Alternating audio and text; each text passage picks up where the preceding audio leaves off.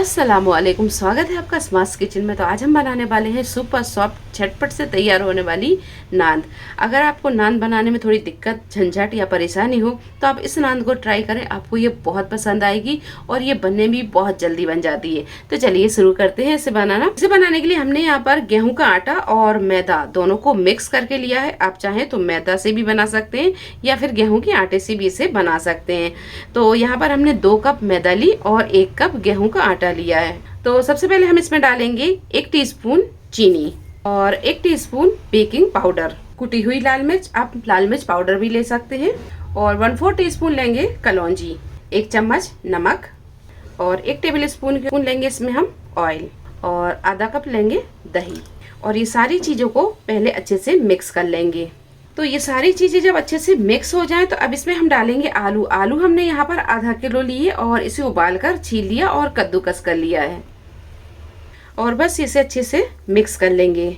अच्छा, आटा गूंदने के लिए यहाँ पर हम दूध का इस्तेमाल करेंगे। तो दूध हम यहाँ पर नीम गर्म लेंगे, यानी हल्का गुनगुना। अगर आप इसे पानी से गूंद रहे हैं तो पानी को भी आप हल्का गुनगुना कर लें। तो पहले हम ये आलूओं को आटे में अच्छे से मिक्स कर लेंगे। तो बस ये आलू भी अच्छी तरह मिक्स हो गए हैं। अब इसमें हम डालेंगे दूध और आटे को हम यहाँ पर बहुत नरम गूंदेंगे। जितना आटा नरम गूंदेगा नान आपकी उतनी ही सॉफ्ट बनेगी। तो आप इस बात का थोड़ा सा ध्यान रखें, जब आप नान का आटा गूंदें तो इसे थोड़ा सा सॉफ्ट गूंदें। अच्छा, इसमें हम थोड़ा सा बारीक कटा हुआ हरा धनिया भी डाल देंगे, इसे भी अच्छे से मिक्स कर लेंगे और बस थोड़ा थोड़ा दूध डालते जाएंगे और इसे अच्छे से गूंद लेंगे। बहुत नरम आटे को गूंदना है हमें। तो ये डो देखिए हमने बहुत सॉफ्ट गूंदा है और अब इसके ऊपर लगाएंगे हम थोड़ा सा ऑयल।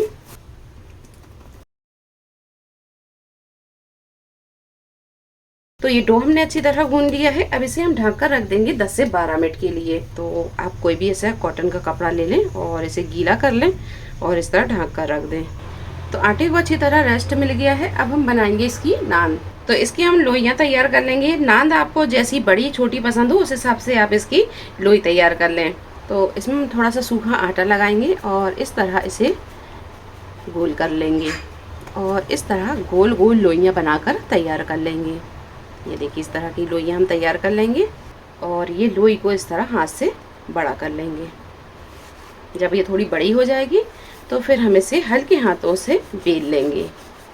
तो ये नान आप ज़रूर बनाएं, ये नान बहुत सॉफ्ट बनती है। आप इसे किसी भी करी के साथ खा सकते हैं, चिकन करी, मटन करी या फिर कोई भी सब्जी हो उसके साथ खाएं, ये बहुत मज़े की लगती है। अब इसे हम सेकेंगे तवे पर।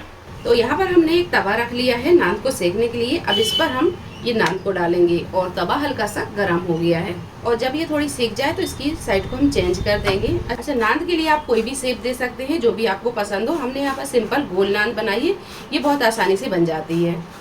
तो बस इसे दूसरी साइड भी हम थोड़ा सा सेक लेंगे पहले।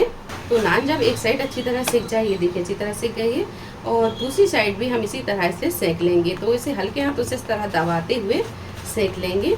तो बस नान जब दोनों साइड से अच्छी तरह सेक जाए, ये देखिए नान पर बहुत अच्छा कलर आ गया है और ये बहुत अच्छे से सेक गई है। अब इसे हम निकाल लेंगे और इसी तरह हम सारी नान को बनाकर तैयार कर लेंगे। तो ये नान हमने तैयार कर ली है और यहाँ पर हमने ये बटर ले लिया है। तो बटर को हमने पिघला लिया है और थोड़ा सा इसमें हरा धनिया भी डाल दिया है। तो इस तरह हम ये बटर लगा देंगे इस पर। आप चाहें तो यहाँ पर घी भी लगा सकते हैं, लेकिन बटर लगाएं तो बटर से बहुत अच्छा टेस्ट आता है। तो नान को आप चिकन करी, मटन करी या फिर किसी भी करी के साथ खाएं या सब्जी के साथ खाएं, ये बहुत मज़े की नान बनती है। और आप देख सकते हैं कि नान हमने कितने जल्दी बनाकर तैयार कर ली है।